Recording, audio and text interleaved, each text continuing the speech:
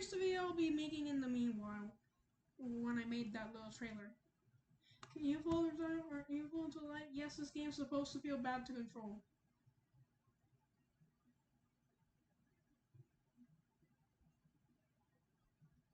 Ooh.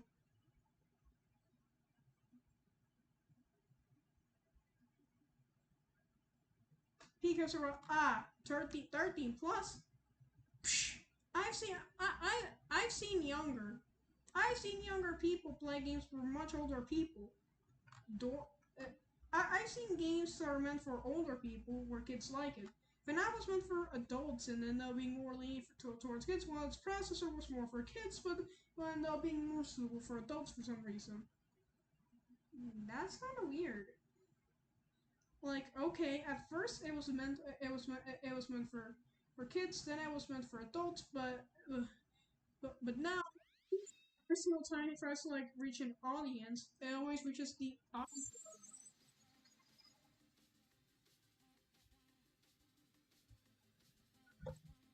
I know. That's a song. It's going to the light. What? That's the opposite of Sonic. Hold on. That's the opposite of the Sonic 06 problem. That's actually the opposite of the Sonic 06 problem. I remember my brother, which is now in Carolina University. He saw me play this and actually was really impressed with the game I was playing. He said he said that it literally played like Sonic Adventure 2. It was Pyro Adventure 3 is literally Sonic Adventure 2 in Roblox, and I love it. I love it. I love it. Even has the classic roll move. You know, the classic roll move in this game feels a little weird.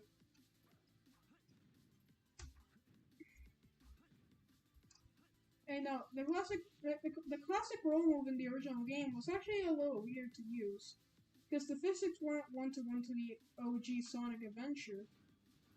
And the game wasn't either. It felt more like Sonic 06, but it felt more like Sonic 06, but if Sega got obsessed with bringing nostalgia back a little earlier.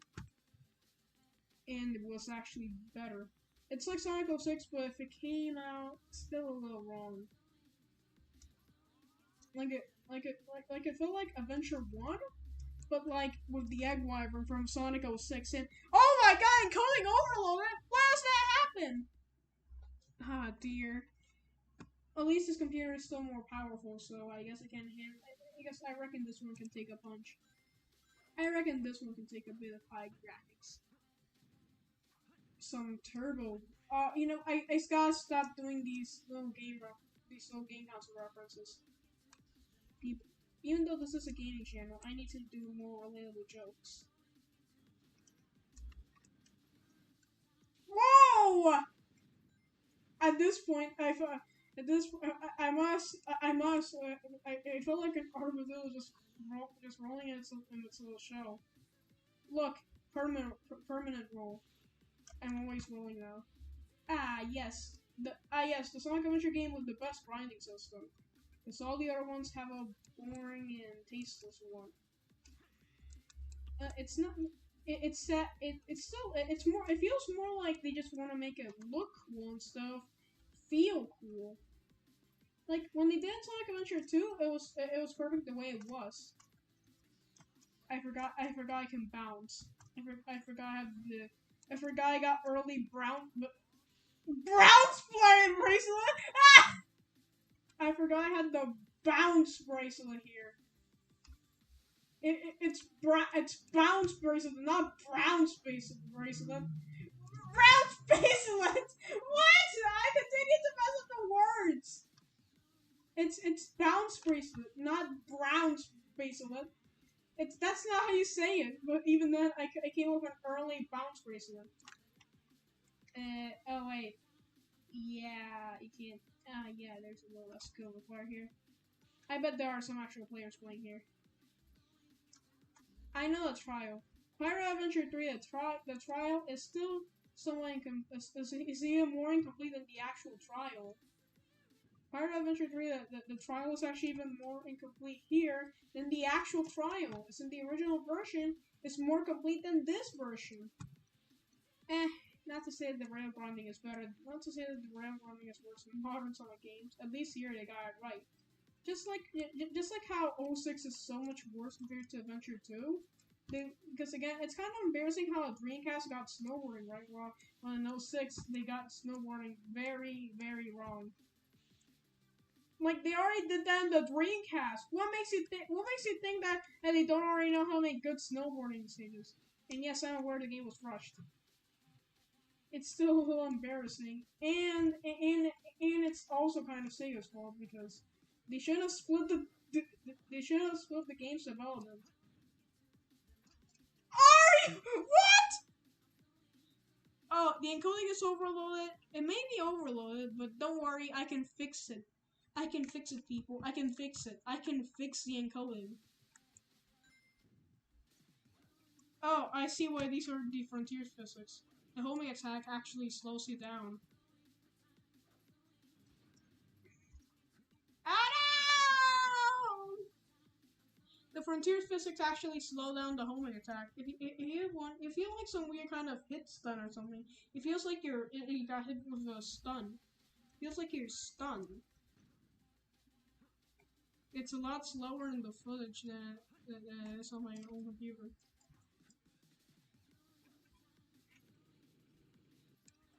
This computer is still more powerful though. It can run things. Oh, I jumped.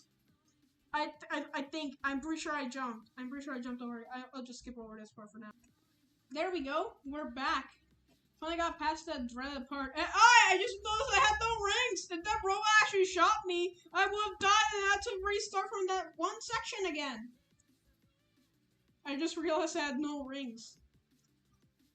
Are you? You know what? I'll play a real trial for you. I think I can. Nah. This is way too early. I feel like this is too. I'm just saying, people really need to learn how to watch 10-minute videos again. Like, people. I hope. I guess people are getting too used to watch. I guess people. Oh! I missed that jump! No! I'm gonna play a regular trial now. These physics suck. I want the original physics back. The homing attack is weird, and I want to play the original trial. Yes, you will die. You're dead.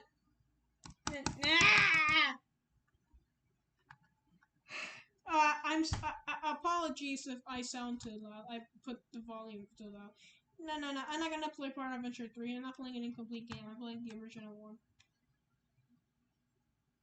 It's still a trial. Don't know when they will update it.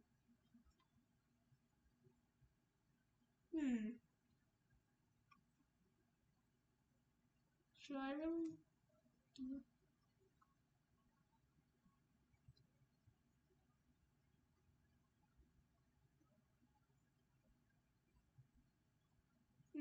I don't remember if I actually completed Fire Adventure 2. I've completed it before, but I think I beat it on my previous computer. Oh wait, I did beat it. Oh wait, I did beat it. This is my original account. What makes me think What makes you think it's going to erase my data just because I'm using a new computer? Why would I think I erase my data? Because again, this game saves your data online. It doesn't save it on the device. It saves it technically it does, but it saves it on the server. So if you're using your account, all the progress you've done will be saved to that account in itself.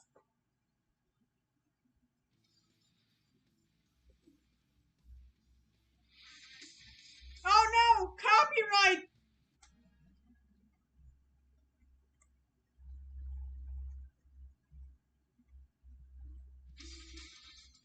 Oh no! Oh no! Copyright!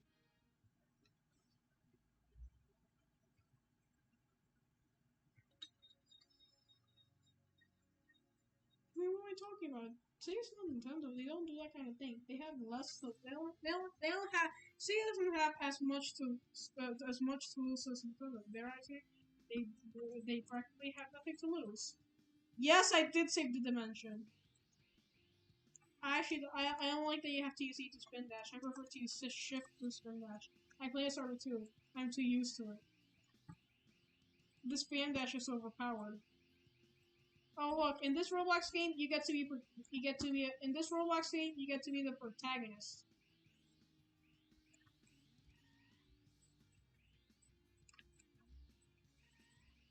In this Roblox game, you get to be a protagonist now. You get to save the dimension.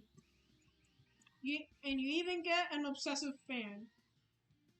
Not an obsessive one. You even get an obsessive fan that does the Sonic Adventure stance. I know that stance.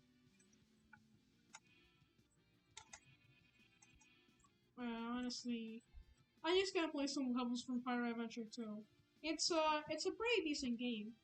By Roblox standards, this is Roblox. Roblox is a lot less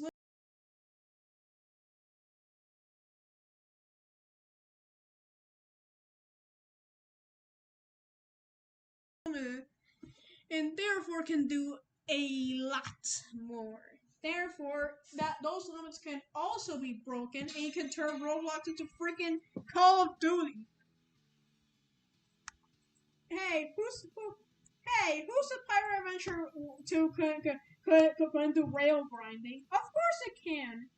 It's just not as deep and it's just that it's not as deep and as big as. It's just that it's not as deep as something like Pirate Adventure 2 because ever since Digital Swirl was made, the Sonic Adventure physics has never been more accurate. Which means that this game, by standards of Sonic Onset Adventure in the order Roblox games, has much lower standards because the physics aren't exactly adventure physics, because they didn't actually do what Xiaomix and closely observe the physics. Ah! Invisible ground!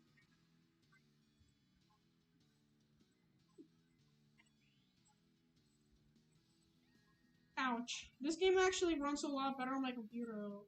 Likely because it's much simpler. Likely because this game doesn't use Digital Swirl and it's a lot simpler compared to the Digital Swirl engine, which was also used in Roblox. Digital Swirl is essentially the Sonic Adventure engine turned into an engine in Roblox, so you can finally make Sonic Adventure 1 as it was meant to be.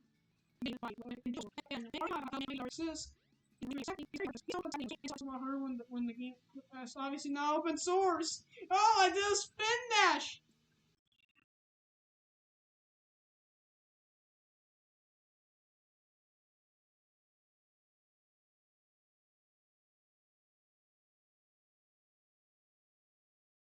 I did a spin dash on a rail. My games run a lot worse when I'm recording. But at least they still run. The only one I know doesn't run as horribly, and oh dear. Not the spin grind.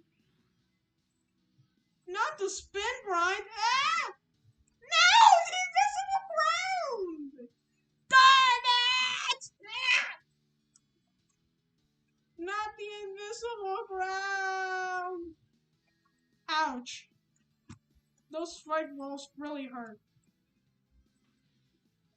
Now you've made me mad. I will destroy this. I can't actually.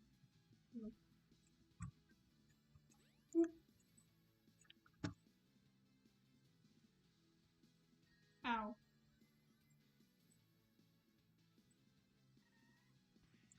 Wee. Woo! Woohoo! Ow. Why did I say I didn't even get attacked? No, hit me! Woo!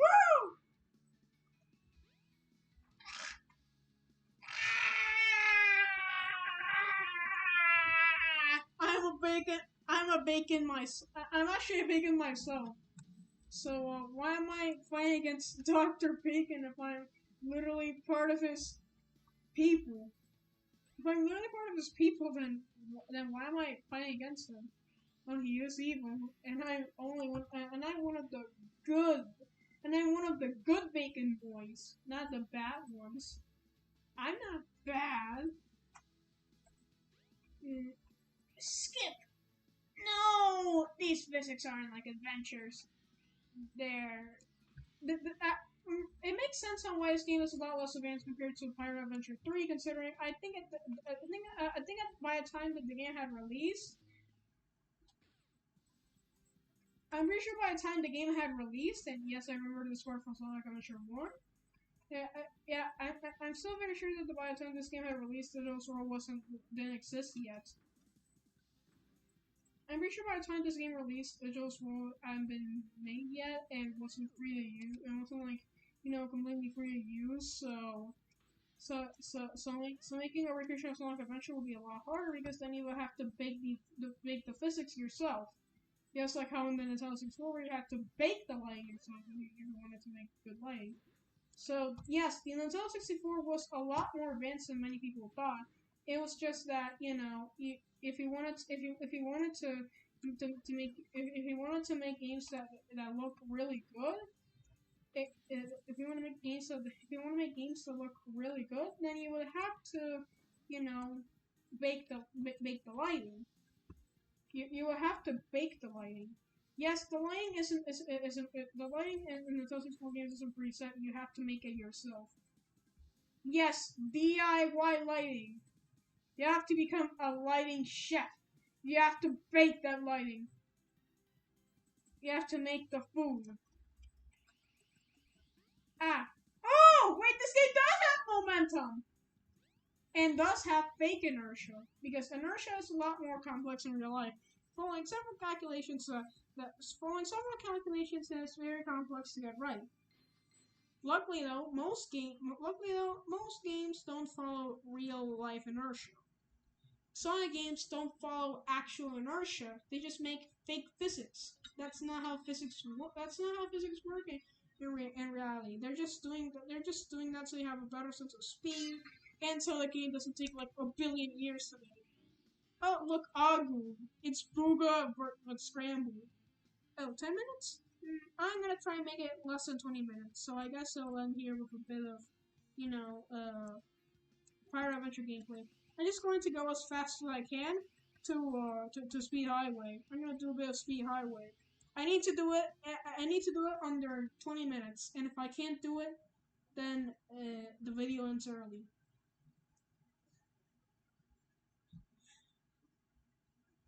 Because ends early, I said I had to end the previous early.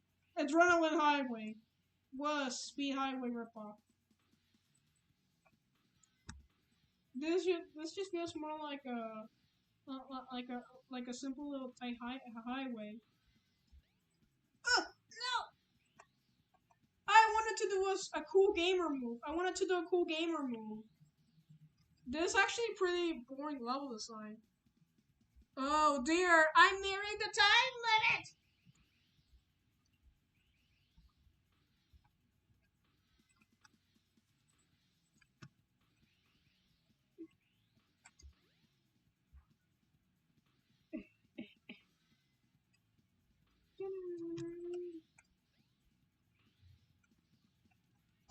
No! I don't think I'm gonna make it! It's 18 minutes! I need to beat this level in 1 minute now. It's just a simple little time highway. Go! No!